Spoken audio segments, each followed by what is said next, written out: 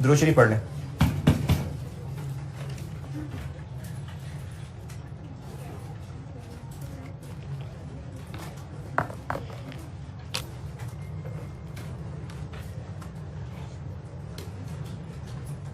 First जनवरी 18 नहीं 19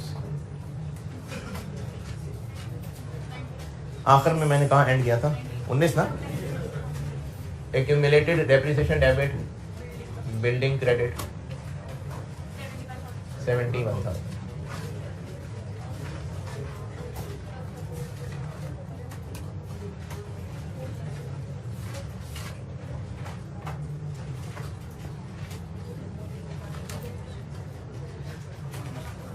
building को अब रीवैल्यू करके पहुंचाना था 525 तक। बिल्डिंग को कितने से डेबिट करना है? 170,000। ये एंट्री मैंने कल बताई थी, यहीं से दोबारा शुरू करता हूं और इसको जो कल समझाया था वहीं से दोबारा शुरू करके सेम सारा समझाता हूं।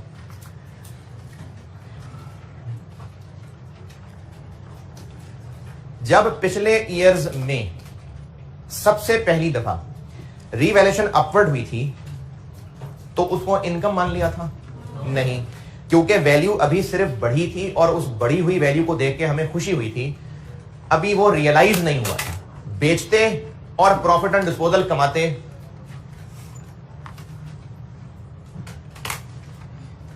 बेचते और प्रॉफिट एंड डिस्पोजल कमाते तो वो रियलाइज होता और इनकम मान लेते। रियलाइज होता मतलब मिल जाता ना, पैसे मिल जाते, लेकिन नहीं मिला था तो उसको इनकम मानने की बजाय इक्विटी ग्रुप का एक अकाउंट रीवैल्यूएशन सरप्लस में क्रेडिट कर दिया। फिर उसके बाद जब वैल्यू डाउन हुई तो वो जो बढ़ी हुई खुशी थी रीवैल्यूएशन सरप्लस वो कम हुई, डेबिट करके कम कर दिया।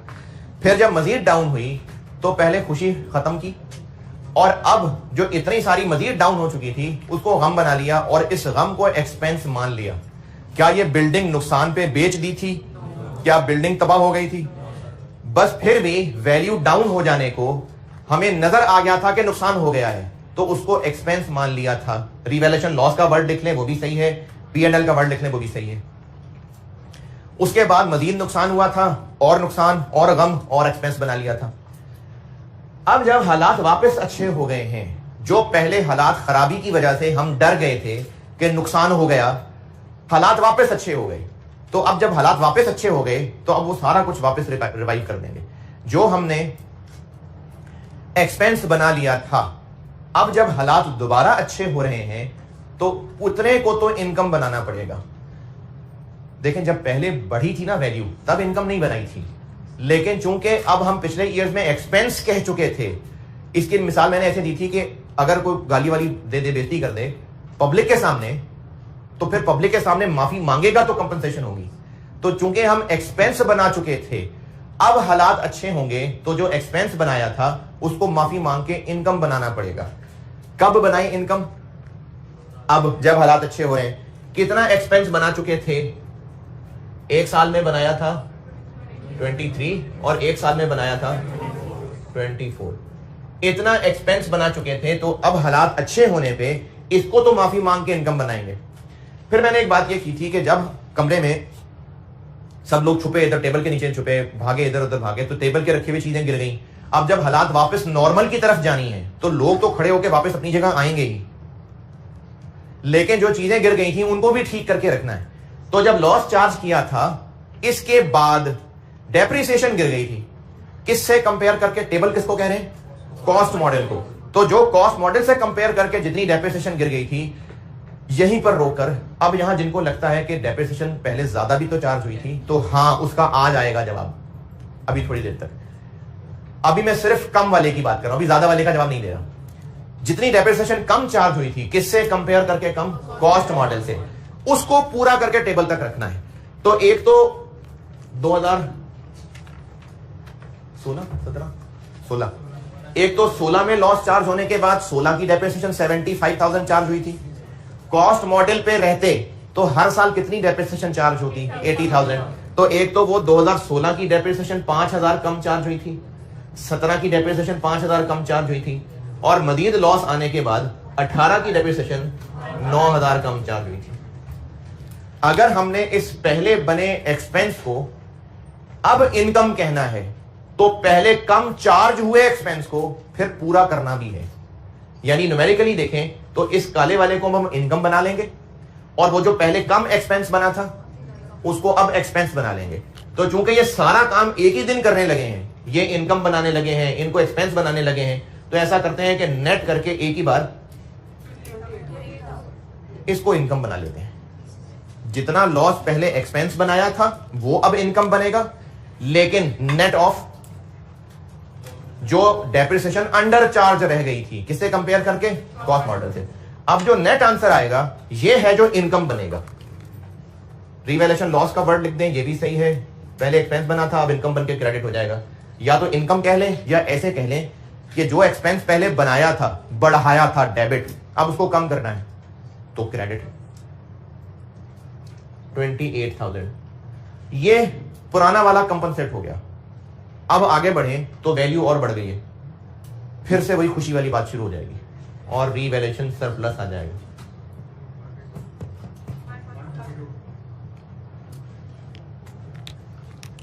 ये यहां पर कल क्लास एंड हुई थी। ये हो गई रीवैल्यूएशन ऑफ बिल्डिंग।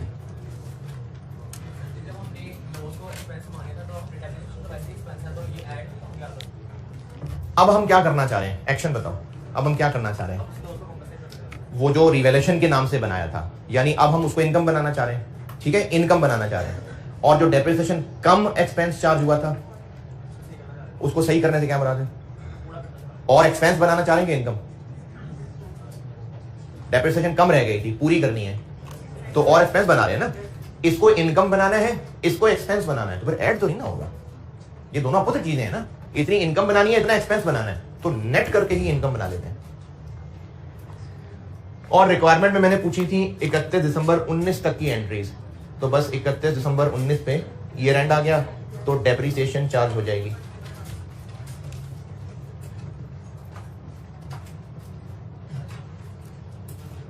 अब रीवैल्यूड अमाउंट कितनी है, 525। जिंदगी कितनी बच गई, 5।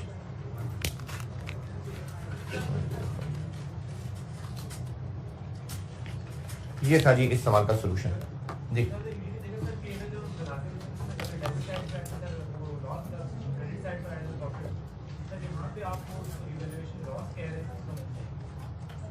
आपका क्या ख्याल है, क्या कहूं उसको, यानी लॉस का वर्ड ना लिखूं, ये मसला है। फिर दो वजह देख लें। पहले जब एक्सपेंस बनाया था तो डेबिट किया था, अब उस बनाए हुए एक्सपेंस को कम करना है, तो एक्सपेंस कम हो तो क्या होता है, क्रेडिट ना, तो ये एक्सपेंस कम कर दिया। और अगर आप उसको लॉस नहीं कहना चाह रहे, आप ना कहें, रिवैल्यूएशन लॉस का वर्ड छोड़ दें, P&L लिख दें। P&L लिखने में भी तसल्ली नहीं हो रही, रिवैल्यूएशन लॉस रिवर्सल लिख दें, वो भी ठीक है। अच्छा, अब वो पेज जो छोड़ा था उस पे आए। एक एंट्री भर दी थी मैंने, दूसरी एंट्री होती है रीवैल्यूएशन ऑफ एसेट। इस सवाल को करने से पहले ना मैंने एक जनरल गाइडेंस के लिए, यानी नोट्स बनवाने के लिए एक हेडिंग लिखी थी कि रीवैल्यूएशन की अकाउंटिंग कैसे होती है, जिनमें पहली एंट्री बता दी थी क्या होती है, एक्यूमुलेटेड को एलिमिनेट करना, accumulated depreciation debit asset credit, किस अमाउंट से, जो उस वक्त तक एक्यूमुलेटेड है। ये तो मैं गाइड कर रहा हूं ना, प्रैक्टिस क्या थी, ये प्रैक्टिस है, लेकिन वो जो नोट्स बना रहा था वो रूल्स हैं। तो पहली एंट्री मैंने लिख दी थी, अब समझा दिया तो दूसरी एंट्री भी बना लेता हूं। दूसरी एंट्री के लिए ये मैं रूल्स, वो जो टेबल जो पेज खाली छोड़ा था ना, हमें रिवैल्यूएशन की काउंटिंग के रूल्स बता रहा था कि करना क्या होता है, वो मैंने पहले आपको सवाल से समझाया, अब समझा दिया, अब उसको रूल की शक्ल दे लेते हैं। तो करना ये होता है कि एक तो पहली एंट्री होती है एक्यूमुलेटेड को एलिमिनेट करना, वो मैंने लिख दी थी। दूसरी एंट्री होती है एसेट को रीवैल्यू करना। क्या रूल बना लें, क्या डेबिट होगा, एसेट डेबिट होगा।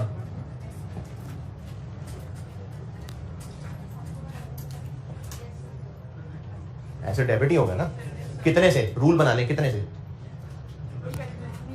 रिवैल्यूड अमाउंट से नहीं, डिफरेंस से, यानी इससे 170 से, 525 से नहीं एंट्री की है, 170 से की। बिल्डिंग को मजीद कितने से डेबिट किया है, फेयर वैल्यू से किया है? नहीं, डिफरेंस से किया है। तो रूल बना लेते हैं कि एसेट डेबिट होगा डिफरेंस से, क्रेडिट क्या होगा? ये जो पिछला पेज जिस पे रूल्स बताने लगा था वो भरना हूं अब। तो क्या रूल याद रख लें? नहीं, पहला नंबर आएगा। अच्छा, ये मैं आपको रूल्स बता रहा हूं, ये आप एंट्री में नहीं ऐसे लाइन लगा के 1 2 लिख रहे होंगे, तो मैं आपको रूल्स बता रहा हूं। पहला क्रेडिट नंबर किसका आएगा? P&L का। पहले P&L की बारी आएगी। किस हद तक? Up to the amount of loss previously charge in P&L for that asset. Net off, किससे नेट ऑफ किया है इसको? ये क्या है? 5 5 9 अंडर चार्ज डेप्रिसिएशन।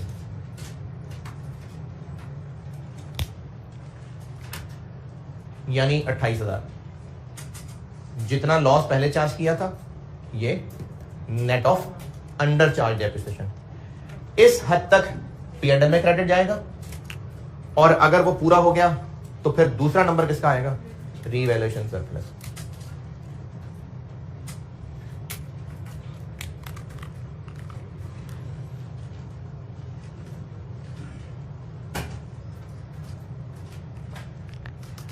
अच्छा, अब ये मैंने कंप्रिहेंसिव रूल बनाया है।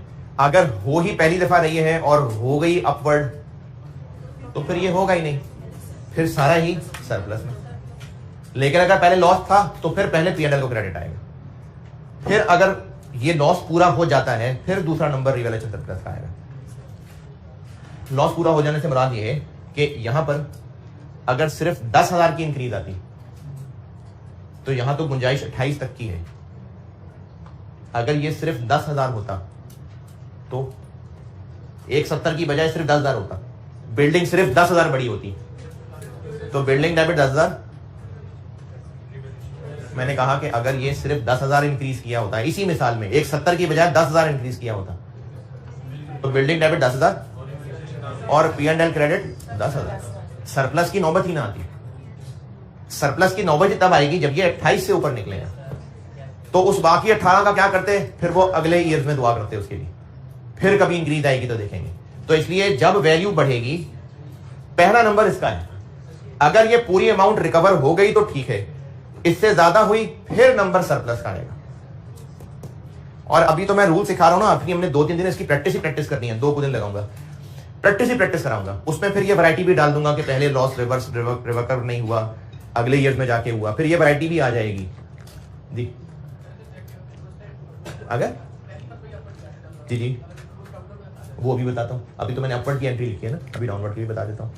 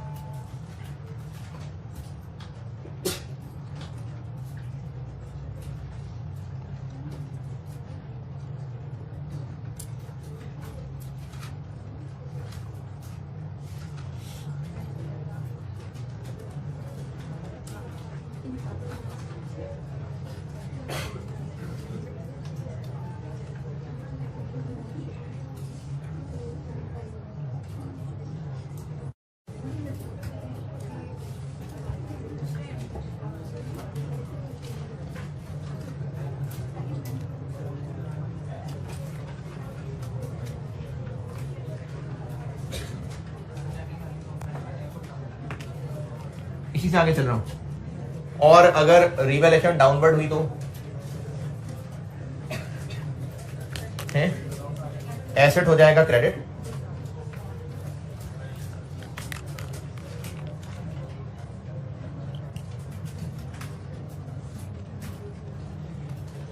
फिर डिफरेंस से क्रेडिट, और डेबिट क्या होगा? पहला नंबर सरप्लस का, जब डाउनवर्ड जाना है तो पहले सरप्लस की तरफ देखना है। किस हद तक सरप्लस डेबिट हो सकता है? जितना इसमें बैलेंस है।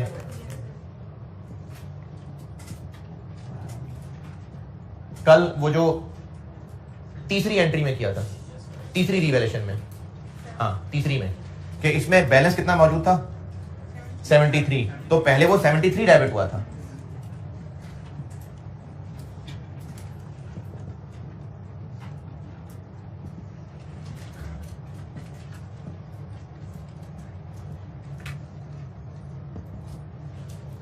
सरप्लस पे जगह थी तो बस सरप्लस डेबिट, जो कल दूसरी रिवैल्यूएशन में हुआ था, दूसरी वाली रिवैल्यूएशन। लेकिन अगर सरप्लस पे जगह नहीं बची थी तीसरी रिवैल्यूएशन, तो फिर दूसरा नंबर डेबिट का आएगा।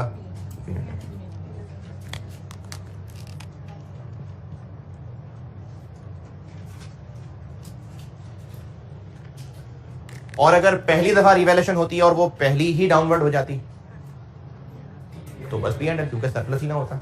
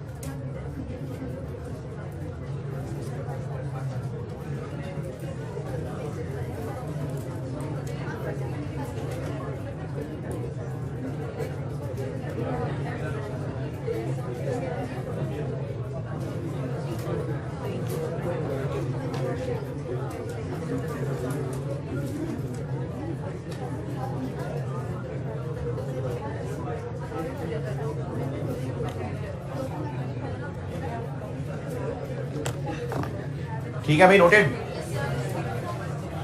अच्छा, इस सवाल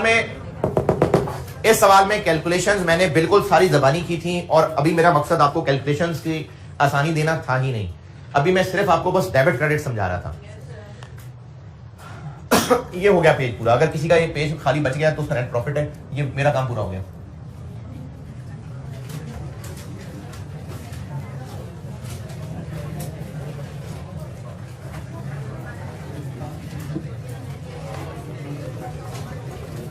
चल ये रहा है कि मैंने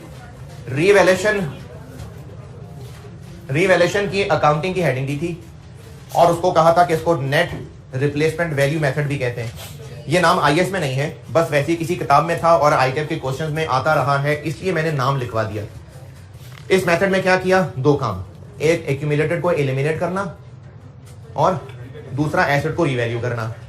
डाउनवर्ड भी हो सकता है, अपवर्ड भी हो सकता है। ये हमने एक सवाल में सीख लिया और आगे प्रैक्टिस में इसको पक्का कर लेंगे। रीवैल्यूएशन की अकाउंटिंग तो हो गई बस पूरी। अब ये एक है रीवैल्यूएशन मॉडल में ही, लेकिन एक सेपरेट चीज है। Transfer from revaluation surplus to retained earnings. Revaluation के टाइम पे अकाउंटिंग क्या करनी है, ये हो गया, ये पूरी हो गई बात। जो आपको सवाल करवाया था वो यही चीज समझाने के लिए था, और रीवैल्यूएशन की अकाउंटिंग हो गई मुकम्मल। लेकिन रीवैल्यूएशन मॉडल ही अगर बिजनेस फॉलो करता हो तो ये एक और कह लें सब टॉपिक है सिखाने वाला। अभी मैं इसको रीजन समझा नहीं रहा, वो बगैर सवाल के नहीं समझ आएगी। अभी सिर्फ ये बता रहा हूं कि करना क्या है, क्यों करना है, सवाल के साथ समझाऊंगा। ठीक है, अभी सिर्फ ये बता रहा हूं कि क्या करना है। रीवैल्यूएशन सरप्लस भी एक अकाउंट है, किस ग्रुप से, इक्विटी। और रिटेन अर्निंग्स भी एक अकाउंट है, equity. Transfer from surplus to retain earnings का मतलब है कि कुछ ना कुछ अमाउंट इस अकाउंट से इस अकाउंट में ट्रांसफर करनी है। अच्छा, ये कोई पैसे बैंक अकाउंट से दूसरे अकाउंट में ट्रांसफर करने की बात नहीं हो रही है, जस्ट डेबिट क्रेडिट के एक अकाउंट से कुछ अमाउंट दूसरे अकाउंट में ट्रांसफर होने की बात हो रही है। क्यों करना है ये अभी नहीं बता रहा, ये सवाल में बताऊंगा। क्या करना है, कैसे करना है, कब करना है, ये बताने लगा हूं। क्या, कैसे, कब बता रहा हूं, क्यों अभी थोड़ी देर बाद। क्या करना है यानी एंट्री ऑफ ट्रांसफर क्या है।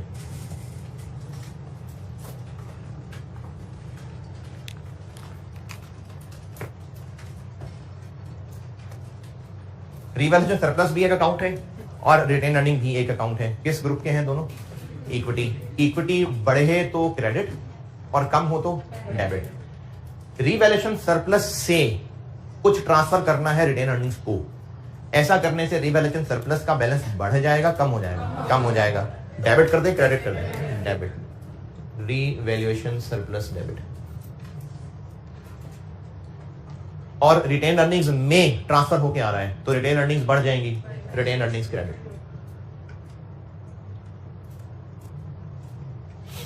क्यों कर रहे हैं ऐसा, अभी नहीं बताया, अभी नहीं बताया।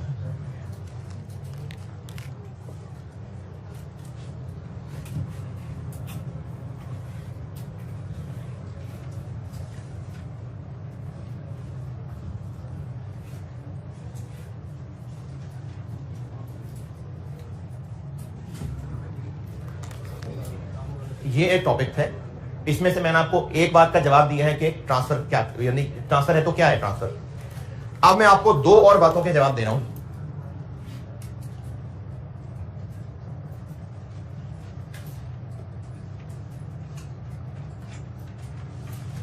यानी ये एंट्री कब करनी है,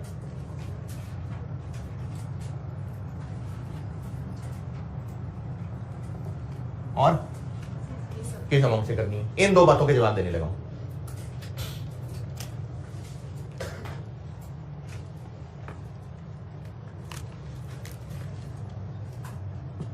एक तो करनी है हर साल,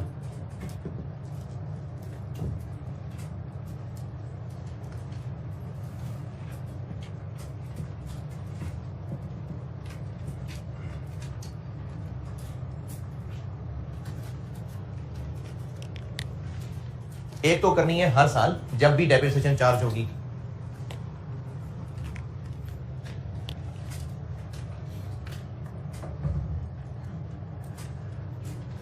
हर साल ट्रांसफर करना है, कितना,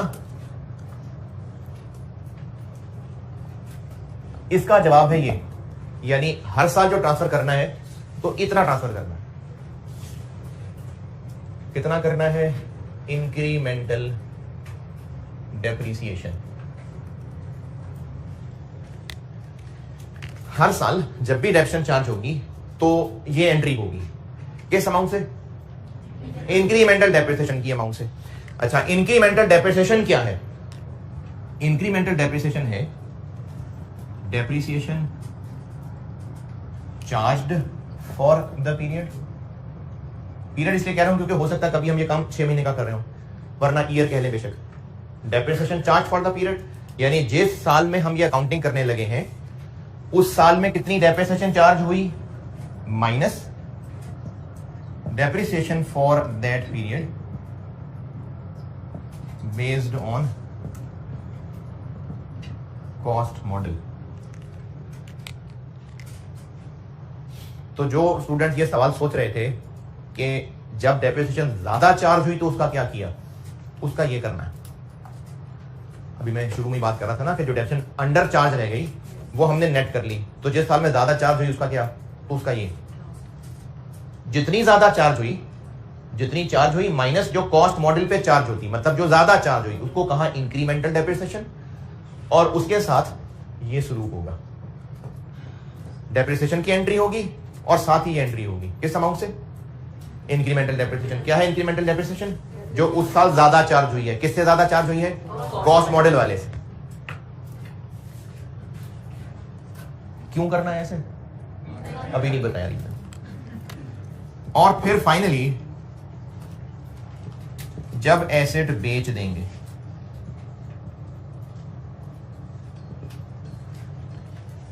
जब फाइनली एसेट बेच देंगे, डिरेजिग्नेशन ऑफ एसेट,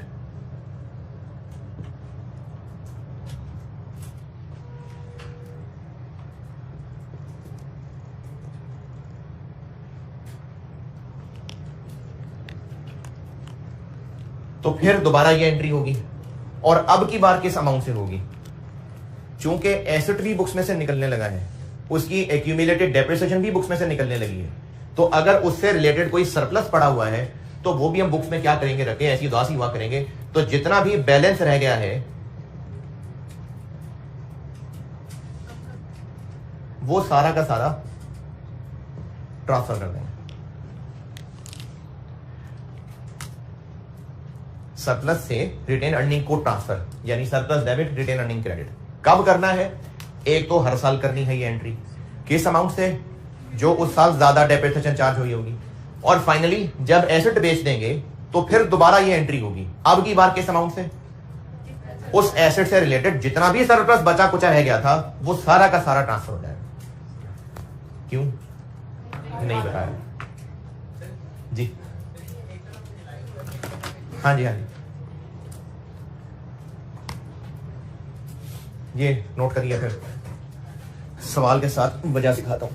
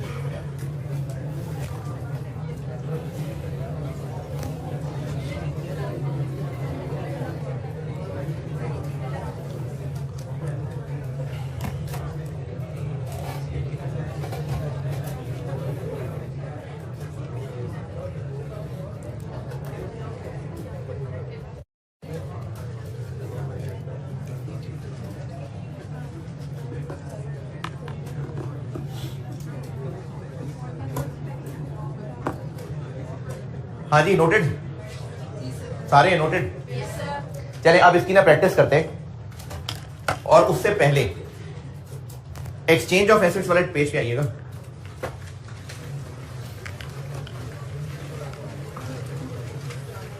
वो ऑनलाइन स्टूडेंट्स में से मुझे एक दो ने काफी अरसे का कहा हुआ था, मुझे भूल गया था क्या,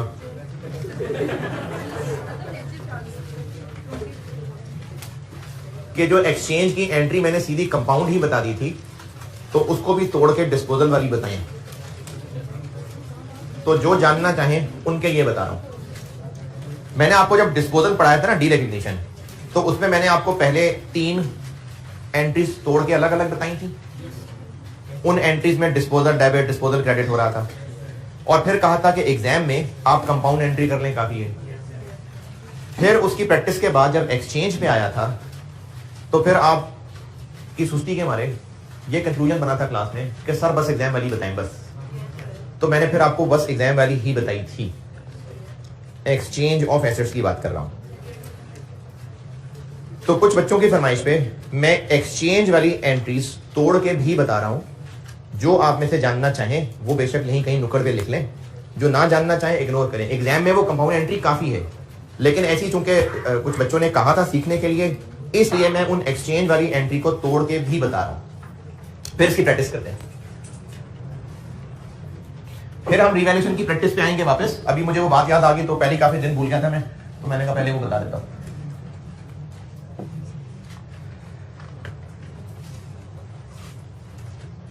क्योंकि सारे जाग नहीं रहे होते, दोबारा बताता हूं। एक्सचेंज ऑफ एसेट्स पढ़ाते हुए मैंने एक ही एंट्री कंपाउंड बताई थी कि एग्जाम में ये काफी है।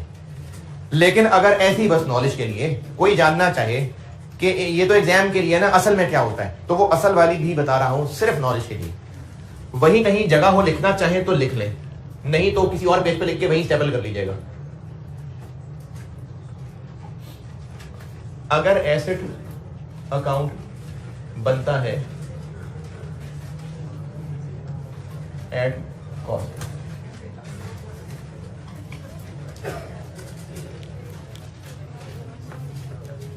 एक्सचेंज में दो काम हो रहे होते हैं। पुराना एसेट बिक रहा होता है और नया खरीद रहे होते हैं। तो जब पुराना बिक रहा है तो पुराने की डिस्पोजल वाली पूरी अकाउंटिंग होगी, इसलिए जो पहली एंट्री डिस्पोजल की थी वो वैसे ही होगी।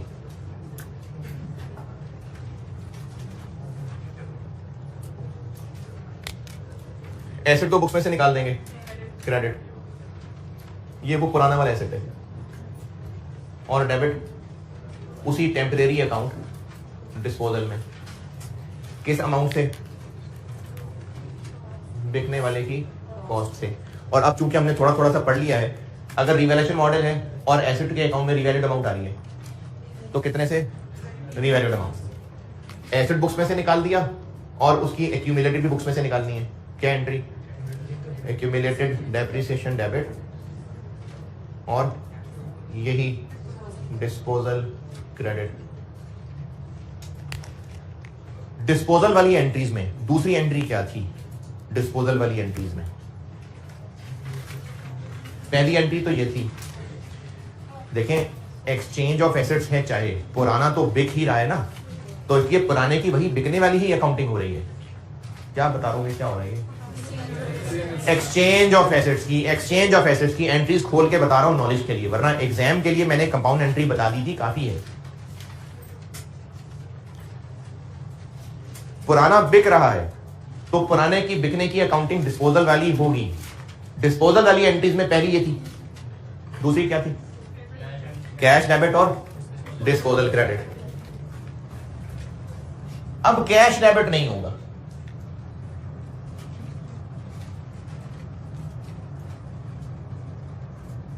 तब मैंने दूसरी में क्या लिखा था अंग्रेजी, सेल प्रोसीड ना। अब मैं कह रहा हूं एक्सचेंज ऑफ एसेट। पहले क्या किया था तब डिस्पोजल ऑफ एसेट में, कैश डेबिट और डिस्पोजल क्रेडिट। डिस्पोजल कितने से क्रेडिट किया था, जितने का बेच रहे हैं। एक्सचेंज ऑफ एसेट्स पढ़ा रहा हूं मैं, चूंकि एक्सचेंज ऑफ एसेट्स में पुराना बिक रहा है इसलिए पुराने के लिए डिस्पोजल वाली ही अकाउंटिंग हो रही है। तो ये पहली एंट्री तो वही है जो डिस्पोजल में पड़ी थी। एक्सचेंज के केस में भी यही एंट्री होगी, पुराने को निकाल दिया बुक्स में से। अब जब सिर्फ डिस्पोजल पड़ी थी तो दूसरी एंट्री क्या की थी, कैश डेबिट डिस्पोजल क्रेडिट। क्यों कैश डेबिट था, क्योंकि बेचा था, पैसे आ रहे थे। तो अब तो पैसे नहीं आ रहे, अब क्या आ रहा है, अब एसेट आ रहा है, तो डेबिट न्यू वाला एसेट। और थोड़ा सा कैश जा रहा है, कैश क्रेडिट। अच्छा, जब डिस्पोजल पढ़ा था डिस्पोजल, तो उस वक्त डिस्पोजल कितने से क्रेडिट किया था दूसरी एंट्री में, नहीं याद आ रहा तो पेज पर रख के देख लो भाई। कैश डेबिट और डिस्पोजल क्रेडिट किया था ना, तो किस अमाउंट से डिस्पोजल क्रेडिट किया था, यानी जितने का वो एसेट बिक रहा था। तो अब भी पुराना तो बिक ही रहा है ना, इसलिए इस एंट्री में डिस्पोजल ही क्रेडिट होगा। नया कितने से डेबिट होगा, जो नए की कॉस्ट है, यानी trade in allowance plus cash, या फिर केस 3 है तो फेयर वैल्यू ऑफ पुराना एसेट प्लस कैश। ये कितने से क्रेडिट होगा? जितना कैश दे रहे हैं। ये कितने से क्रेडिट होगा? जितने का पुराना बिक रहा है। पुराना कितने का बिक रहा है? ठीक है, ट्रेड एंड अलाउंस। या अगर केस 3 है तो बताने का मकसद यह है कि चाहे एक्सचेंज चाहे सिंपल बेचना है तो पुराना बेच ही रहे, तो इसलिए पुराने वाले के हवाले से वही डिस्पोजल में डेबिट क्रेडिट आएगा। जब बुक्स में से निकालेंगे तो एसेट डिस्पोजल में चला गया, उसकी एक्यूमुलेटेड भी डिस्पोजल में चली गई। जब एसेट एक्सचेंज होगा तो पुराना तो बिक ही रहा है ना, तो पहले भी जब सादा बेचना पड़ा था तो दूसरी एंट्री में डिस्पोजल कितने से क्रेडिट हुआ था? जितने का बेचा। तो अब भी कितने से क्रेडिट करें? जितने का बेचा। तो फिर क्रेडिट की बजाय कैश डेबिट हो जाएगा। यानी एक्सचेंज में फर्क ये पड़ेगा। अगर डिटेल एंट्रीज करें ना तो जो डिस्पोजल वाली एंट्रीज थी पहली वाली अब भी वही होगी, दूसरी में फर्क आ जाएगा। लेकिन क्या चीज अब भी नहीं बदली? डिस्पोजल क्रेडिट कितने से? अगर सादा बेचना हो तब भी डिस्पोजल कितने से क्रेडिट हो रहा था? जितने का बिक रहा था। अगर एक्सचेंज है तो भी डिस्पोजल कितने से क्रेडिट हो रहा है? जितने का पुराना बिक रहा है। और आखिरी एंट्री क्या की थी डिस्पोजल में? वो एंट्री अब भी वही है, प्रॉफिट या लॉस ऑन डिस्पोजल। ये अब भी वही होगी। यानी अगर प्रॉफिट है तो जी डिस्पोजल डेबिट और प्रॉफिट ऑन डिस्पोजल क्रेडिट, और अगर लॉस है तो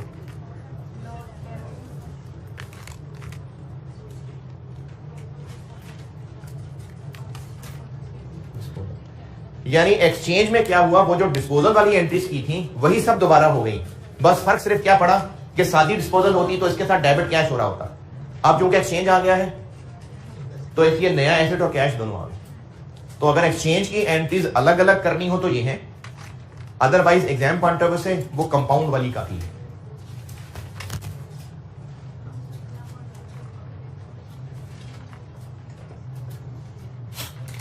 अगर आप इन सबको नेट करें ना तो नेट शक्ल वही बन जाएगी जो मैंने कंपाउंड एंट्री बना के दी थी।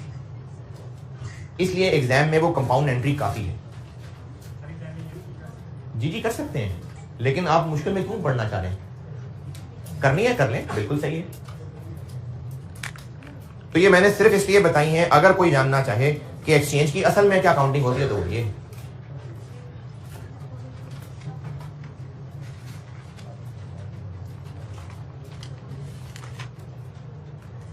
इसलिए चाहे एसेट वैसे बिके तो भी डिस्पोजल की अकाउंटिंग ऐसे ही है, और एक्सचेंज हो तो भी डिस्पोजल की अकाउंटिंग ऐसे ही। इसीलिए अगर वैसे बिके तो भी डिस्पोजल अकाउंट का एक फॉर्मेट था, और अगर एक्सचेंज में बिके तो भी डिस्पोजल अकाउंट वही होगा।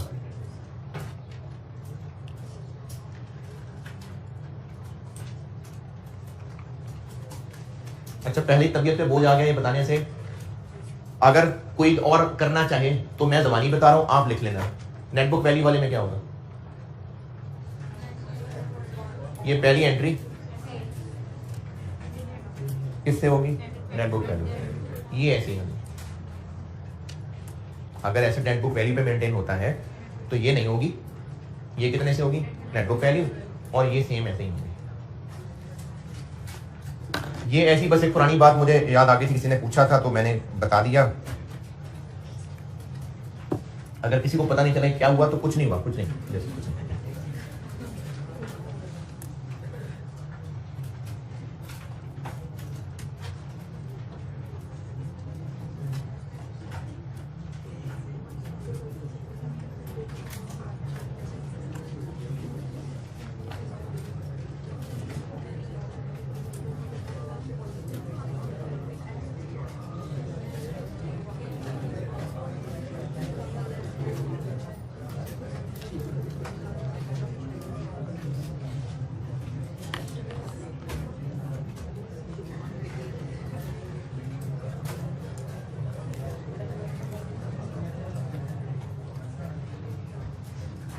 नोट कर रहे हैं तो जल्दी करें, फिर अब आए आज वाले टॉपिक पे।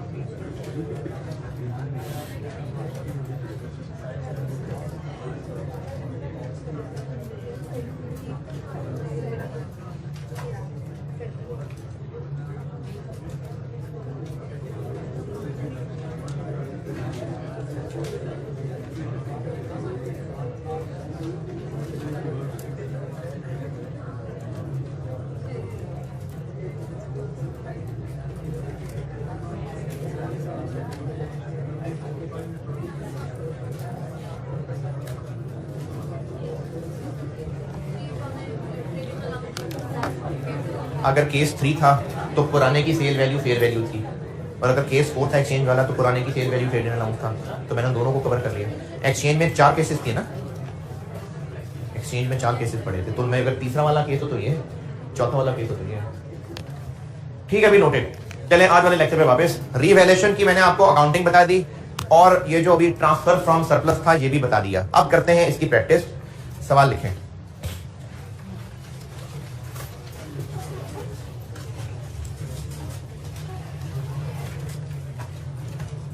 तो बुरा मान गए आज?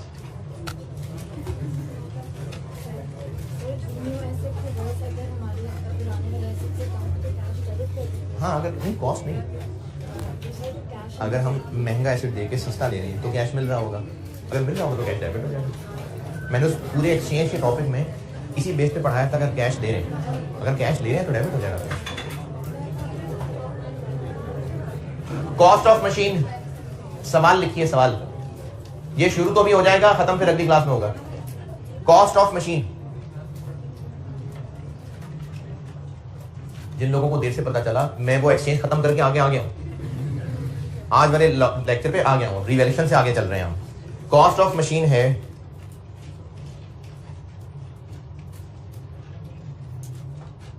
900,000, 9 lakh. Cost of machine 9 lakh है। Date of purchase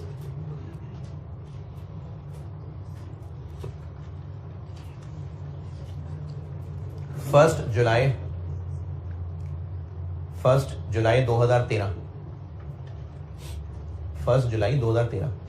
accounting year जुलाई से जून है। अच्छा, आपसे ऑनवर्ड ना रिवैल्यूएशन की प्रैक्टिस ही प्रैक्टिस चलने लगी है। बहुत सारी वैरायटियां कराऊंगा। अकाउंटिंग ईयर जुलाई से जून है। यूजफुल लाइफ 10 साल।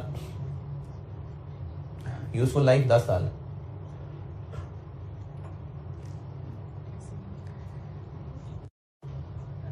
Machine was revalued as follows. Machine was revalued as follows.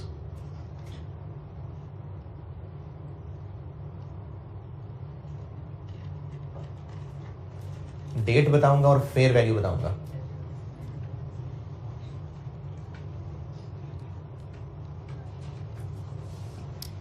First July 15। 1 जुलाई 15। 768,000। 768,000। 768,000। अगली है 1 जुलाई 17। 1 जुलाई 17।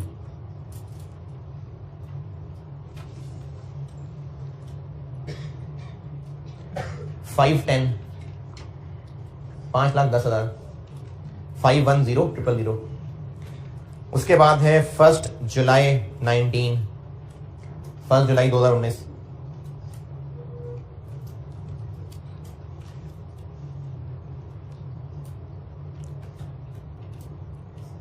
388,000। 388,000। 388,000।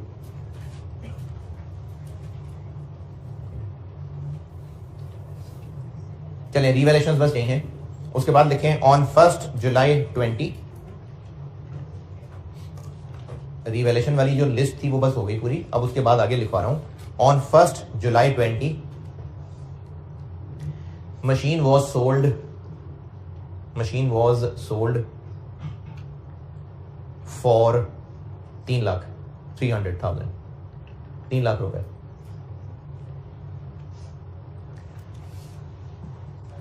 It is company's policy. It is company's policy to transfer required amount from surplus to retained earnings.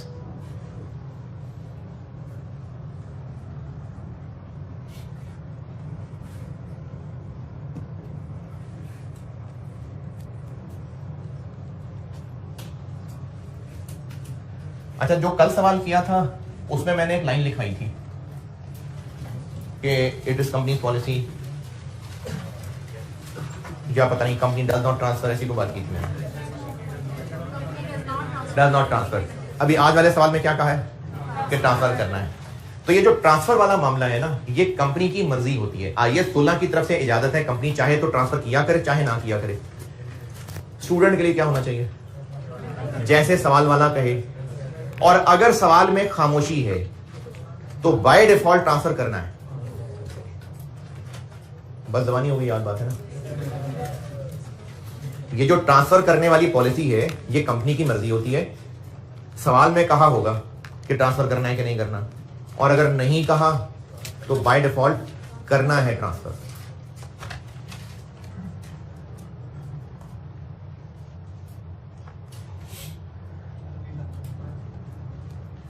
Transfer करना जो है ना, चाहे करें चाहे ना करें, ये कंपनी की मर्जी है, कंपनी की पॉलिसी है। IAS की तरफ से जबरदस्ती नहीं है, कंपनी की मर्जी है। स्टूडेंट क्या करें, जैसा क्वेश्चन में कहा है। अगर क्वेश्चन में वो कहा है जो मैंने कल लिखवाया था तो ट्रांसफर नहीं करना। अगर क्वेश्चन में कहा है जो मैंने आज लिखा है तो ट्रांसफर करना है। लेकिन अगर क्वेश्चन में मेंशन नहीं है कि ट्रांसफर करना है कि नहीं करना, तो बाय डिफॉल्ट करना है ट्रांसफर।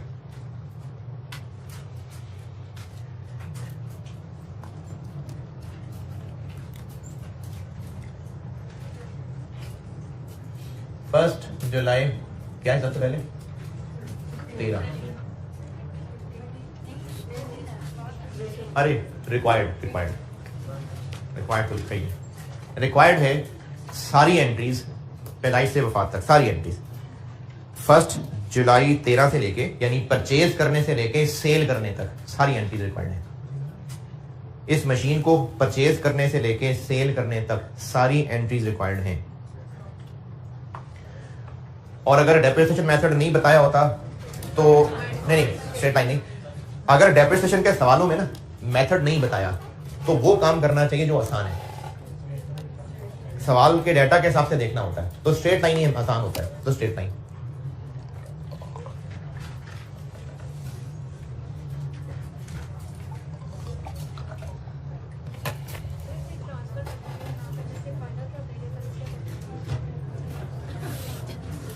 ये जब मैं आपको सवाल पूरा करा दूंगा ना तो करूंगा डिस्कस इस बात को। हाँ? कौन सा स्केड्यूल है ना, वो जो टेबल है वो मैंने नहीं कराया अभी आज कराऊंगा जी। एंट्री सबसे पहले 1 जुलाई 13 को मशीन डेबिट और cash credit 9 lakh. Purchase of machine जी। नहीं मैंने तो नहीं कहा था एंट्रीज तो ऐसे ही है। मैंने ये कहा था कि वर्किंग एक टेबुलर फॉर्मेट में करा दूंगा। हाँ तो वो कराऊंगा, अभी तो एंट्रीज कर रहा हूं ना।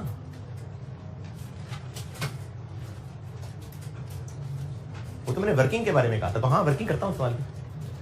पहले वर्किंग के बगैर जो आसान है वो तो कर ले।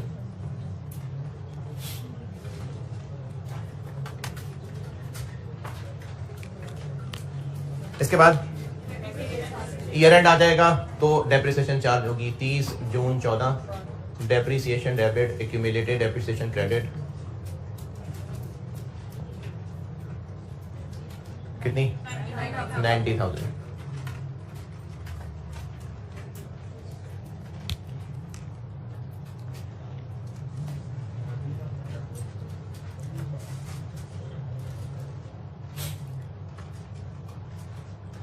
जून 14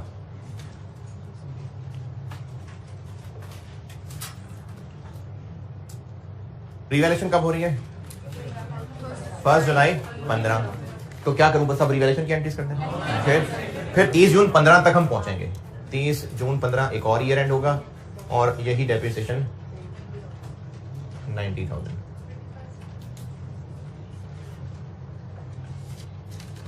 ईयर एंड जुलाई है ना, 31 नहीं, ईयर एंड मैंने जुलाई से जून रखा है, जुलाई से जून, तो हर ईयर एंड पे आके डेप्शन की एंट्री होगी।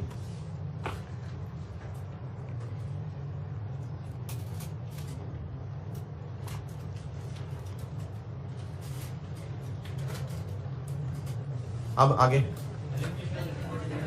अब 1 जुलाई 15 को रिवैल्यूएशन होने लगी है, बस ठीक है, अगली सुबह। जुलाई का है तो मैंने सारी रिवैल्यूएशंस जुलाई में लिखवाई हैं। 1 जुलाई 15, 1 जुलाई 17, 1 जुलाई 19, और जो आखिर में बेचा है वो भी 1 जुलाई को ही बेचा है।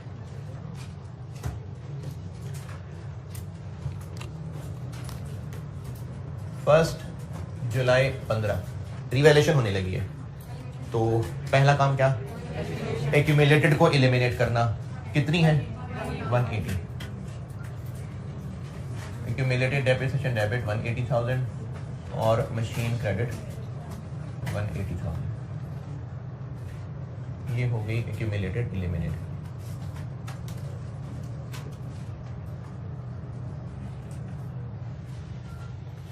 यहां तक बताइए कोई मुश्किल परेशानी कि हम क्या कर रहे हैं, ये एंट्री क्यों कर रहे हैं, इसकी अमाउंट क्या है? ये एंट्री दोबारा बता रहा हूं जी कि ये एलिमिनेशन वाली एंट्री क्या है। एलिमिनेशन वाली एंट्री ये है कि हमने जब मशीन को खरीदा था तो मशीन अकाउंट में 900 डेबिट कर दिया था, और फिर ये डेप्रिशिएट होती गई, तो एक्यूमुलेटेड में 90,000 दो दफा डेप्रिसिएशन आ गई। जब रिवैल्यूएशन हुई उस वक्त मशीन अकाउंट में कितना बैलेंस आ रहा है? 9 लाख। मैंने पूछा जब रिवैल्यूएशन हुई है उस वक्त मशीन अकाउंट में कितना बैलेंस आ रहा है? 9 लाख। एक्यूमुलेटेड में अब इसका नया जन्म करने लगे हम इसकी सब नई वैल्यू करने लगे, तो जो पुराना गन था उसको खत्म कर देते हैं, इसको यहां डेबिट करके खत्म कर देंगे, ये 0 हो गया, और एसेट क्रेडिट कर दिया। अब एसेट क्रेडिट करने से एक्यूमुलेटेड में कितना बैलेंस आ गया? एक्यूमुलेटेड में 0 खत्म कर दिया ना। हम लोग क्या कर रहे हैं, एसेट को रीवैल्यू करने। देखें कभी घर में पेंट कराया होगा तो दीवारों में जब पेंट करना है तो जो खड्डे शड्डे हैं सब भर दिया, कूड़ा उड़ा था सब फेंक दिया, घर नए जैसा कर लिया। तो जब एसेट को रीवैल्यू करने लगे हैं तो ये नए जैसा कर दिया, तो जो इसका एक्यूमुलेटेड डेप्शन का बैलेंस आ रहा था वो भी खत्म कर दिया, उसको नेट कर दिया एसेट के साथ। क्यों कर दिया ऐसा? ताकि एसेट के अकाउंट में ही नेट बुक वैल्यू नजर आ जाए, एक्यूमुलेटेड 0 हो जाए और आइंदा से फिर नया सफर शुरू करे अपनी जिंदगी का। तो जितनी एक्यूमुलेटेड में बैलेंस था वो सब डेबिट करके खत्म कर दिया और उसको क्रेडिट कर दिया यहां। ये काम करने से एक्यूमुलेटेड डेप्रिसिएशन अकाउंट का बैलेंस कितना आ गया? 0। अब ये नया सफर जिंदगी का दोबारा शुरू करेगा, 0 हो गया। मशीन अकाउंट में कितना बैलेंस नजर आ गया? अब वो 720 आ गया। इसको रिवैल्यू करके पहुंचाना है 7, तो मशीन कर लेते हैं डेबिट 48 से, ताकि ये मशीन अकाउंट 768 तक पहुंच जाए और अब नया सफर फिर से शुरू हो जाए। कैसे नया सफर? मशीन अकाउंट 768 पे आ गया और एक्यूमुलेटेड 0 हो गया। अब से ऑनवर्ड दोनों अपना नया सफर शुरू करेंगे। ये एक मेथड है, IAS 16 में बताया गया कि जब रिवैल्यू करना है तो उस बेचारे को भी 0 से चला दें, आइंदा पुरानी यादें छोड़ दें, और एसेट भी रिवैल्यूड अमाउंट पे ले आए। तो इसके लिए काम किया जाता है 2 एंट्रीज, एक एक्यूमुलेटेड को एलिमिनेट करना, एक्यूमुलेटेड डेबिट, एसेट क्रेडिट। ऐसा करने से एक्यूमुलेटेड डेप्रिसिएशन अकाउंट नील हो जाएगा और एसेट अकाउंट में बुक वैल्यू नजर आने लग जाएगी। फिर इसको बढ़ा के या कम करके फेयर वैल्यू तक पहुंचाएंगे। ये होगा एसेट का रीवैल्यू करना। इस मिसाल में क्या कर रहे हैं हम? बढ़ा रहे हैं, कम कर रहे हैं? बढ़ा रहे हैं 48 से। और चूंकि ये पहली ही दफा रिवैल्यूएशन हुई है और वो भी बढ़ गई है तो सरप्लस आ जाएगा।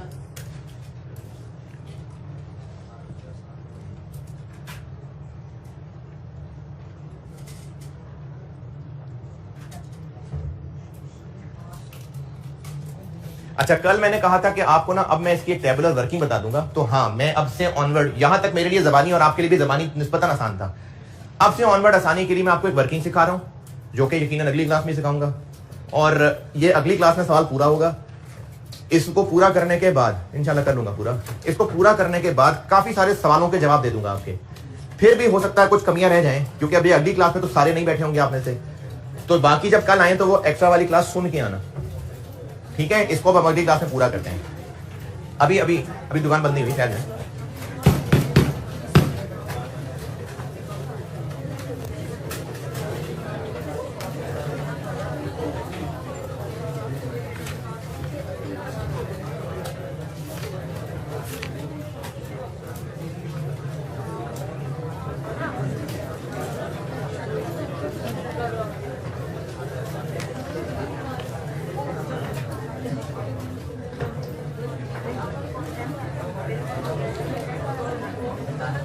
आप लोग सुनते सुनते नहीं है यार ढंग से।